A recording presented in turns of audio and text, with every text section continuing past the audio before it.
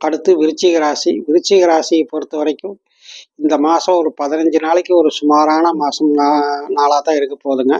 இருந்தாலும் உங்களுடைய நண்பர்களின் ஆதரவு, தாயாரின் ஆதரவு போன்றவை உங்களுக்கு கிடைக்கக்கூடிய வாய்ப்புகள் இருக்குதுங்க.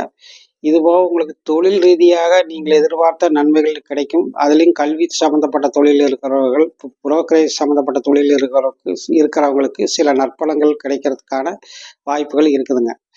இதுபோக உங்களுக்கு 8ல் குரு இருந்து 2ஆம் இடத்தை பார்க்குறாரு. ஆனால் சனியும் அதே 2ஆம் இடத்தை பார்க்குறாரு.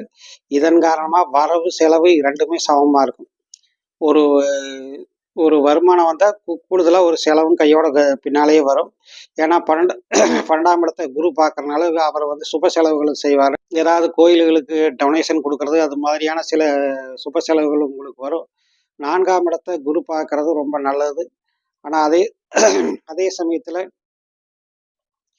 4ஆம் இடத்துல ராகு இருக்கிறதும் சில நேரத்தில் இளம் சம்பந்தப்பட்ட சொத்து சம்பந்தப்பட்ட விவகாரங்களில் சர்ச்சைக்கிடமான முறையில் பேசுவதை தவிர்க்கும். கூடுமான அளவு சமாதானமாக போங்க. ஏன்னா உங்களுக்கு நண்பர்கள், கூட்டாளிகள், தொழில் கூட்டாளிகள் இவங்களையெல்லாம் நீங்கள் அனுசரித்து போகக்கூடிய காலகட்டமாக இருக்குது. பெரும்பாலும் நண்பர்கள், கூட்டாளிகள் இவர்கள் இப்போது உங்களை விட்டு விலகி போகக்கூடிய காலகட்டமாக தான் இது இருக்குது. அவங்கள முடிஞ்ச அளவுக்கு இழுத்து பிடிக்கலாம். கணக்கு வழக்குகளை சரியான முறையில் வைத்துக் கொள்வது ரொம்ப நல்லதாக இருக்கும். நன்றி.